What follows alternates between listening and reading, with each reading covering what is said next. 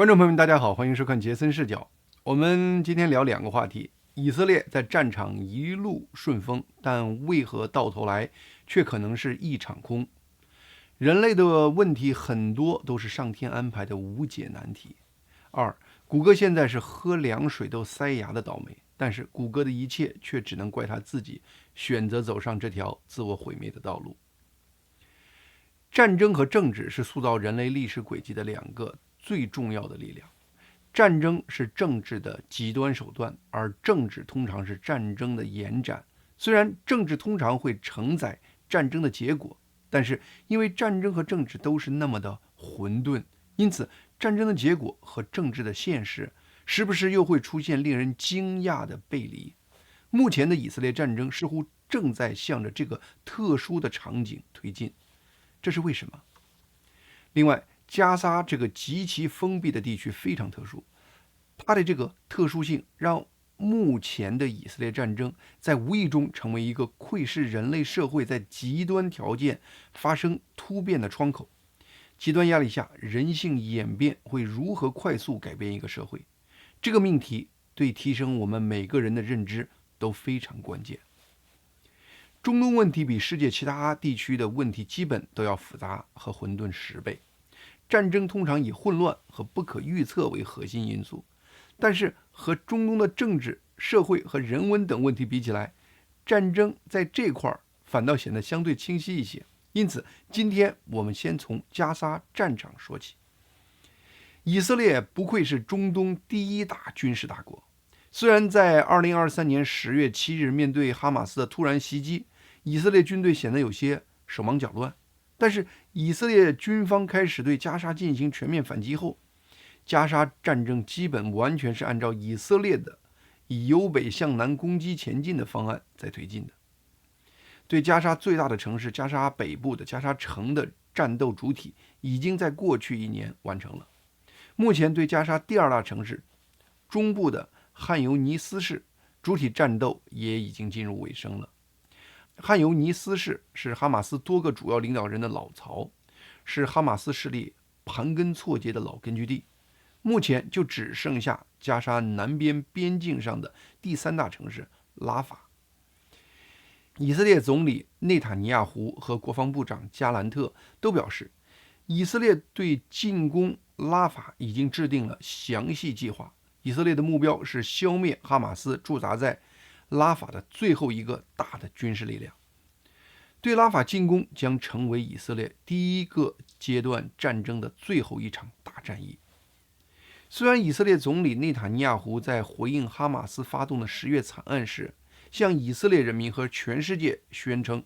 以色列的战争目标是要取得彻底的胜利，完全消灭哈马斯这个极端伊斯兰组织。但是以色列军方从一开始就设立了一个更加谨慎和务实的目标，那就是削弱哈马斯的实力，使其无法再次发动像10月7日那样的攻击。就这个目标而言，以色列军方已经基本实现了。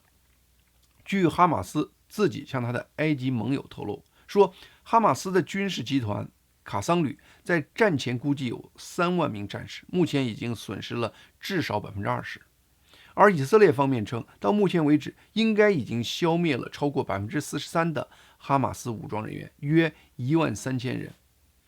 美国和埃及的情报人员普遍认为，哈马斯的实际损失人数应该介于以色列和哈马斯提供的这2个数据之间，比较靠近以色列的数据，也就是哈马斯目前已经至少损失了1/3的战斗人员。这对任何一个战斗团体都是致命的。对哈马斯而言，虽然未来他们应该还有机会招募到很多新兵来补充他们损失的士兵，但是在这场战争中，哈马斯损失了大量有经验的军队指挥官，这方面的损失就非常难在短时间内替换。哈马斯的战斗力在大幅削减，也可以从哈马斯目前使用的新战术体现出来。2023年11月24日，哈马斯以释放人质为条件，和以色列达成了一个临时停火协议。双方休战了1个星期，显然这个停火给当时被打得蒙头转向的哈马斯了一个喘息的机会，给他们了一个重新讨论哈马斯作战策略的机会。停火结束后，哈马斯的武装力量的领导层和战术都发生了彻底的改变。首先，哈马斯武装力量的日常运作交给了哈马斯加沙负责人辛瓦尔的弟弟来负责。从战术上讲，在去年11月停火前，哈马斯主要是以30人一个排作为战斗单位来攻击以色列军队。哈马斯的策略通常是，哈马斯会把30人分成2个作战小组，在加沙密集的街区，一个小组会尝试阻挡前进的以色列装甲部队，而另一个小组会趁机对行动放缓的以色列装甲部队从侧面发起攻击。用这样的方法对以色列部队形成一定的伤亡后，2个战斗小组利用地道或周边的建筑残骸迅速逃离战场，也就是加沙版的游击战。但是理想很丰满，现实一般都很骨感。武器精良、训练有素的以色列军队很快就适应了哈马斯这样的战术。后来，往往是哈马斯的战斗小组还在埋伏中，等待以色列装甲部队的到来时，就已经被以色列发现了。然后，以色列要么是通过呼叫空军支持，让空军对埋伏的哈马斯部队一顿狂轰滥炸，要么是利用他们超级坚固的推土机和重型坦克强行推进。哈马斯的大部分武器攻击这些重型装备就如同挠痒痒，结果是这种战术没有给以色列一方造成多少损失，却给哈马斯造成了重大的伤亡。11月的暂时停战后，哈马斯全面切换成一个新的战术。现在他们不再以30人为一个作战单位，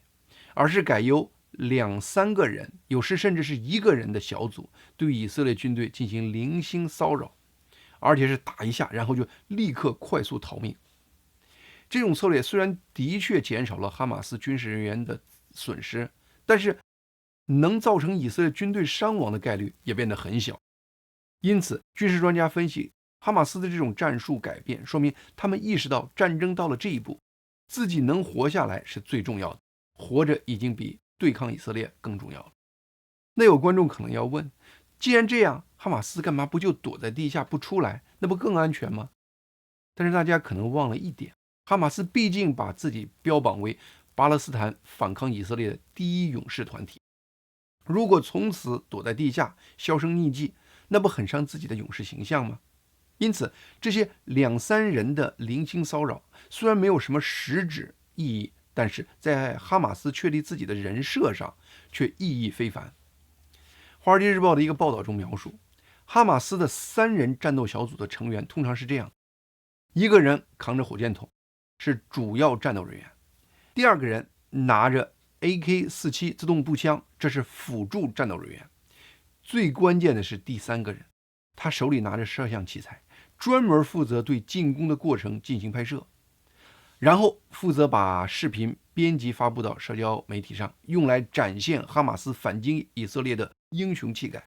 不过大家发现，几乎所有哈马斯的这类战斗宣传片都在火箭弹爆炸的那一刻就戛然而止，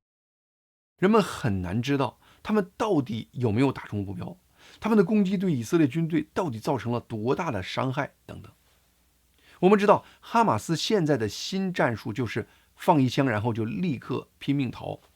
负责摄影的哈马斯成员能够拍到爆炸就已经不错了。况且我们前面也说了，这些肩扛式的榴弹炮对以色列的重装甲梅卡瓦坦克的破坏力非常有限，所以哈马斯的摄影人员也知道，最好还是不要把攻击结果公布出来比较好，只有这样才能给观众留下悬念和无限的遐想空间。当然，从去年11月后，哈马斯在整个加沙都开始实施新的游击战术，这一点也说明，至少在那时，哈马斯在加沙地区的各个战斗部队还有一个基本的正常运行的指挥和通讯网络。目前，在以色列的持续攻击下，很多迹象显示，哈马斯传递消息的办法已经退回到了上千年前靠人跑来跑去的传递口头或书面信息的状态了。不过，以色列军方也承认，在查找和摧毁哈马斯的地道网络方面，以色列目前的进展不尽人意。以色列越研究，越对哈马斯的地道网络的复杂程度吃惊。现在以色列新的估计是，哈马斯在加沙地下建造的地道网络总长可能有350英里。想想看，整个加沙地区长不足30英里，最宽的地方也不过8英里。350英里的地道是什么概念？哈马斯头子辛瓦尔就是靠这个庞杂的地道系统一次次躲过以色列的追捕的。目前以色列军队还没有找到一种系统性的办法来定位哈马斯的地道网络。他们发现地道的入口被隐蔽在各种出人意料的地方，包括居民住宅、学校、清真寺、庭院、街道、农田等各种地方。有的地道口用门封住，而有的则藏在家里的床垫下。以色列军队主要是依靠无人机和机器人探索隧道，在确定安全后才派士兵进入。同时，哈马斯还想出了各种办法给以色列军队设置死亡陷阱。最初，这些炸药是放在建筑的入口处，以色列很快意识到这一点，就改变策略，不再走建筑的正门，而是用炸药炸开或用推土机推倒墙进入建筑物。针对以色列的对策，哈马斯又调整方法，开始把炸药安装隐藏在建筑内的各种物品中，连小孩玩具都可能被安装炸弹。哈马斯甚至用被俘的以色列人质的物品来设置陷阱炸弹。一次，以色列士兵发现一个写有希伯来文的包裹，那个包裹真的是一个被绑架的以色列人质的。当士兵仔细检查包裹时，发现里面有2枚设置好的手榴弹，如果谁把包裹一提起来，就会引爆这些手榴弹。哈马斯还通过播放以色列人质的求救录音来诱骗以色列士兵。一次，以色列军队听到"请帮助我，请帮助我"的希伯来语呼叫声时，他们立刻派人去查看，结果派去的人却进入了哈马斯的伏击圈，造成以色列一方的伤亡。这些哈马斯的诡秘手法造成每天都有以色列士兵受伤，这让很多以色列士兵的精神长期处于紧绷的状态，并对加沙当地人处于高度怀疑的状态。就在哈马斯在战场上节节败退之时，哈马斯的加沙负责人辛瓦尔给聚集在卡塔尔开会的哈马斯流亡领导层带去了一个消息，大意是：不用担心，我们已经把以色列人逼到了我们想要的地方。目前，哈马斯的武装部队卡桑旅情况还不错，而高昂的平民伤亡将增加全球对以色列停战的压力。不同的人对辛瓦尔的这条极其乐观的消息有不同的解读。一些哈马斯流亡领导人还有埃及的情报人员，他们都认为辛瓦尔发来这个消息，说明他在地下东躲西藏几个月，他的认知和现实已经完全脱节了。但是也有人认为，在以色列监狱度过20多年的辛瓦尔对以色列和西方其实有极其透彻的理解。他在哈马斯发动10月惨案后不久就发布声明说，我们让巴勒斯坦的事业重新成为全球关注的焦点，我们改变了现状。辛瓦尔说的这是什么意思呢？我们知道，目前很多西方国家都在讨论以色列战争结束后，未来谁来管理加沙地区和这里的200多万巴勒斯坦人。这个问题对美国的拜登政府尤为关键。面对今年11月的大选，拜登知道他的很多支持者是支持巴勒斯坦的。美国政府对以色列的支持已经让他的很多支持者对他有很大的意见了，特别是在决定大选结果的密西根州这样的关键摇摆州，大量的索马里穆斯林对拜登越来越不满意，所以拜登做梦都想让加沙问题越快平息下去越好。原本美国希望中东的阿拉伯国家，包括埃及、沙特阿拉伯、约旦等国，能成立一个联合机构共同管理加沙。但是这些阿拉伯国家谁也不想摊接管巴勒斯坦这滩浑水，所以他们对这个建议都不感兴趣。没办法，美国又试图推举巴勒斯坦民族权力机构来统一管理约旦河西岸和战后的加沙地带，甚至很多西方国家开始讨论，希望借这个机会允许西岸和加沙的巴勒斯坦人建立巴勒斯坦国。对此，以色列是坚决反对。一方面，以色列认为巴勒斯坦权力机构软弱无能，2005年就把加沙交给他们了，结果没几天，哈马斯就从他们手里把加沙给抢过去了。另一方面，如果战后国际社会开始推动巴勒斯坦建国，这就等于是哈马斯发动的10月惨案间接导致了巴勒斯坦建国。这个结果就像是在奖励哈马斯发动的10月惨案，这正中了辛瓦尔的圈套。这个结果被西方国家讨论的越多，辛瓦尔感觉就越好。哈马斯在战场上的节节败退对他来说根本不是个问题，因为他的目标从一开始就是让哈马斯在战后从加沙的废墟中站起来，宣布是哈马斯的努力让巴勒斯坦人民取得了这种历史性的胜利。而那时的巴勒斯坦国将是一个被世界承认的合法国家，而那时谁也挡不住哈马斯成为合法的巴勒斯坦国的领袖。哈马斯的基本宗旨是消灭以色列，因此长远看，这样的结果会让以色列处于更危险的境地。这样的结局将是对浴血奋战的以色列士兵的羞辱。这就是我们前面提到的，在目前以色列战争中，以色列在战场上的胜利和在政治上的现实正在出现令人惊讶的背离。近期拜登政府在努力推动以色列和哈马斯进行停火谈判，并对谈判的结果抱有很大的期望。偏偏在这个时刻，2月29日，一个灾难性的惨案却发生了。我们前面讲到了目前以色列军队在加沙的紧张心态，下面我们谈谈目前加沙的社会和人文大背景。加沙是一个完全封闭的特殊地区，一面是大海，两面是以色列军队持枪把守的以色列边境。南边按理说是穆斯林兄弟的埃及，但是埃及把它和巴勒斯坦边境的墙是越修越高。结果是一方面以色列和哈马斯从天空到地上再到地下进行激战，而另一方面200多万巴勒斯坦人却哪儿也去不了，只能在战火和废墟中东躲西藏。原来哈马斯在加沙还执行一些社会管理职能，加沙还有警察，现在哈马斯的整个领导层没死的都躲到地下了，而加沙警察也处于鸟散状。如果物资丰富，人人不愁吃穿，可能问题还不大。偏偏加沙又是一个长期靠国际援助生存的地区，战前每天都有超过400辆卡车的援助物资运送到加沙。如果仅仅满足加沙的紧急需求，每天也至少需要100辆卡车进入加沙。但是在过去5个月中，援助物资长期无法进入加沙，特别是加沙北部，从战争一开始，援助物资就基本无法抵达。目前加沙约1/4的人，大约有57万6千人，每天生活在饥饿中，出现了生存危机。在社会机制崩溃的状态下，出现大量饥饿人群，这是一个一下让社会进入无法无天境地的绝妙组合。加沙北部一些地区进入了弱肉强食的状态，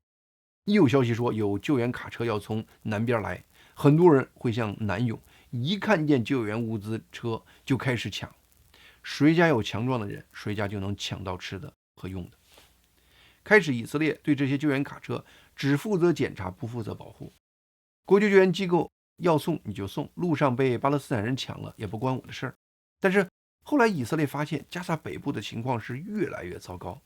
再这样下去，一些长期抢不到粮食的家庭真可能会出现饿死人的情况。于是以色列近期决定专门派军队护送加沙运送物资的卡车队，保证救援物资能送到安排的地点。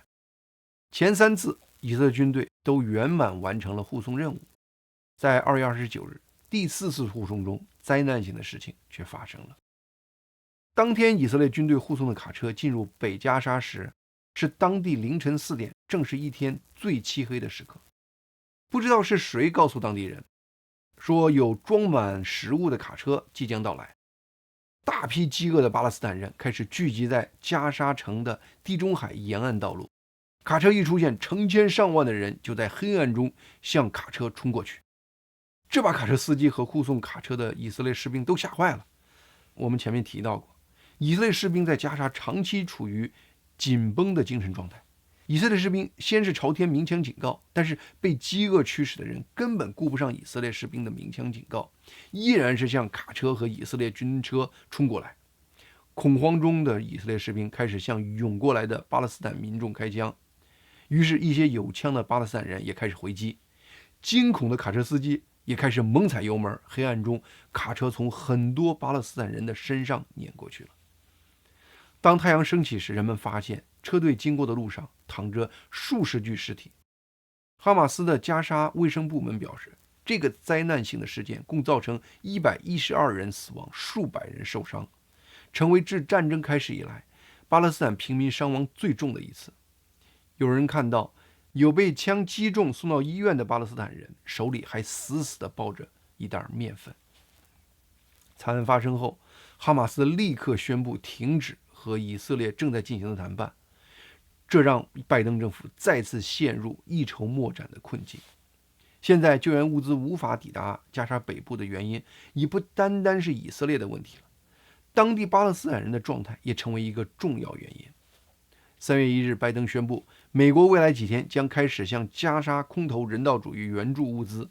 但是这样做的象征意义超过实际效果。每次美军花高成本空投的物资的量，其实只相当于1到4辆卡车的量，这和当地人的需求比，连杯水车薪都不够。人类的很多事情让人感觉痛苦却无助，这样的事情听起来让我们心痛，但这些事情又处于完全无解的状态。唯一给人一点欣慰的解释是，上天如此安排，也许是给人吃苦消业的机会。终有一天，在苦中仍然能保持善良的人，会苦尽甘来。对不起，以色列战争这个话题说起来有些沉重，下面还有一些时间，我们尽可能用轻松的视角来谈谈谷歌最近连连备孕的事情。说来也奇怪，谷歌曾经是最令我信赖和仰慕的公司之一，它开放的企业文化、引领时代的技术创新，还有它不作恶的企业宣言，曾经都是让我敬仰它的原因。不知从何时开始，谷歌在我心中开始失去它的光环。最近看到谷歌接连备孕的事情，内心居然涌起一小丝快感，忍不住在心中默念那句英文说法 Go woke, go broke， 中文意思大概是要玩觉醒主义就要准备破产。在2022年底， OpenAI 推出的 ChatGPT 把人类带入 AI 时代，谷歌的倒霉运也基本从那个时候开始。我在去年谈 AI 的节目中提到过，引发目前 AI 时代的生成式 AI 核心技术，其实是谷歌技术人员在2017年首先提出的。但是花开在谷歌，最肥的果子却结到了 OpenAI 那里，这本身就是一个让谷歌非常闹心的倒霉事儿。为了雪耻，谷歌加班加点，在2023年2月推出了它的 AI 聊天机器人 Bard。谷歌的推广团队画蛇添足的也加班的做出了一个推广 Bard 的视频，但是路透社首先发现，推广视频中谷歌 Bard 在回答有关哪颗卫星首先拍到太阳系之外的行星时， Bard 居然完全瞎编了一个答案，这让全世界一下对谷歌的 AI 技术能力产生怀疑。谷歌股票一天暴跌1000亿美元。随后 Bard 的用户体验果然证实，谷歌的 Bard 聊天机器人被 ChatGPT 甩出几十条大街去。谷歌一看 Bard 是没戏了，于是在大家的嘲笑中集中他所有的 AI 顶级人员，花了近10个月的时间，花钱无数，终于在2023年12月推出了一个新的 AI 系统，取名叫 Gemini， 中文直译是双子座。然后谷歌赶快让丢人现眼10个月的 Bard 退休了。在 Gemini 的发布会上，谷歌的视频显示 Gemini 的超级版智能惊人，能说能看能写还会画，完全赶超 OpenAI 的 GPT-4。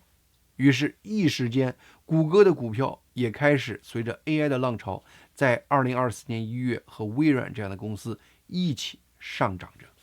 但是随着时间的推移，大家逐渐发现，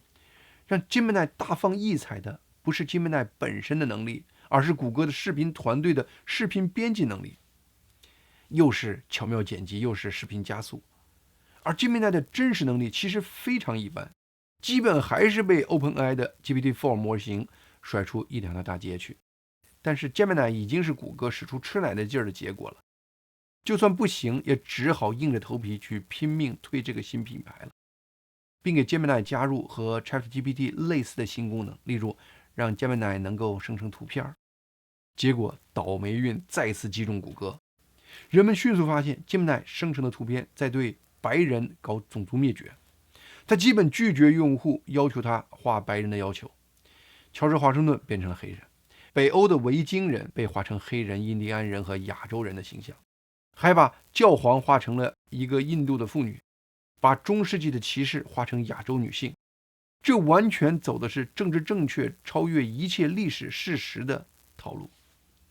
一时间，谷歌 Gemini 的图片生成功能成为一个世界笑柄。谷歌一看情况不妙，赶忙把这个功能撤下来。但是很快，用户又发现 Gemini 的聊天功能在一些基本道德问题上展现出左派道德相对论的状态。问他恋童癖是否错误时， Gemini 的回答是这个问题的答案不好说。在被问到美国企业家马斯克和二战的希特勒相比，谁对社会造成的伤害更大时， Gemini 拒绝直接给出答案，表示没有绝对的对错，说希特勒发动第二次世界大战，对犹太人实施种族灭绝，这非常不好。不过马斯克也发过2个推特，也对社会造成了很负面的影响。也就是在谷歌 Gemini 的伦理中，马斯克发2个不好推文对人类的伤害，和希特勒造成上千万人丧生是一个严重级别的。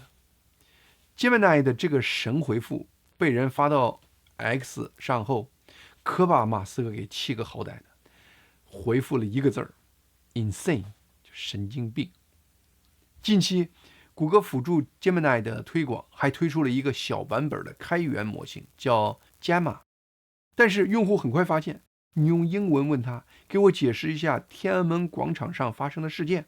他立刻进入自我审查模式，告诉你内容已被屏蔽。看来谷歌在向左走的这条路上再次走到了和中共同步的地步了。谷歌重金打造刚刚推出3个月的 Gemini 品牌，眼看着再次翻船，谷歌股票也从1月底开始再次进入一路下跌的轨道。谷歌曾经的口号是不作恶，但是他训练的人工智能显示，他好像连什么是恶现在都搞不明白了。你让谷歌怎么可能不作恶呢？谷歌无法自拔地走入这条自我毁灭的道路，真是可怜又可惜。好，今天节目就到这里，谢谢大家的收看，希望大家能够订阅和推荐杰森视角这个频道。